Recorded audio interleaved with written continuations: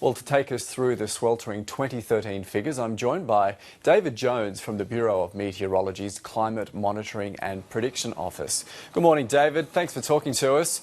Good morning. What does this new data tell us about our climate?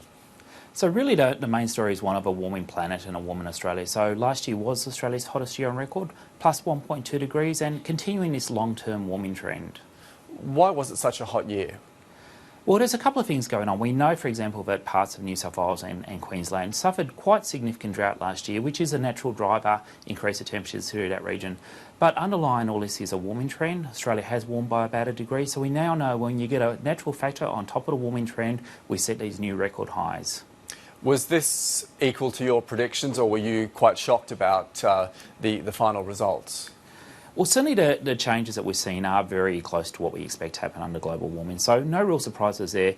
But that said, we don't really expect to break long-term records by 0.2 degrees. It might not sound like much, but when you're talking a continent the size of Australia, breaking a record in terms of 100 years of data by 0.2 degrees is very significant. Because we do see hot years, we have some cooler years, droughts, then floods. Because doesn't Australia's climate always seem to change?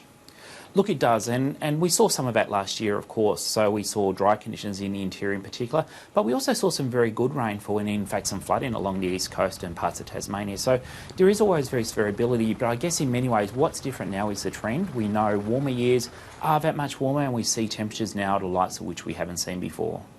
How did Australia compare with global predictions? Well, the globe overall had another very warm year. Now, the final numbers for December haven't yet been crunched, but we expect the globe will come in about fourth or fifth warmest year on record. So a very warm year.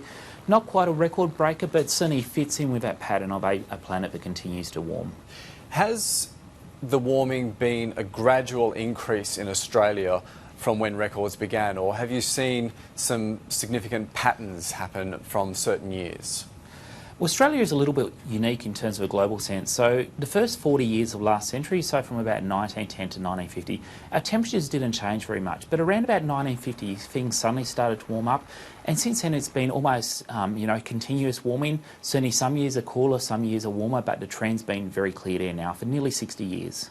So do you expect Australia will continue warming by that same amount, or do you expect it to increase in the coming years? Well, look, we've got a warming trend in the background now of about 0.2 degrees per decade, so it's a significant warming.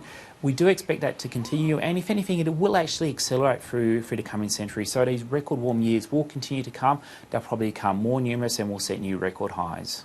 And we're seeing sort of record temperatures now in some parts of outback South Australia and also Queensland. Are you saying that Australians will just have to get used to hotter temperatures in the future?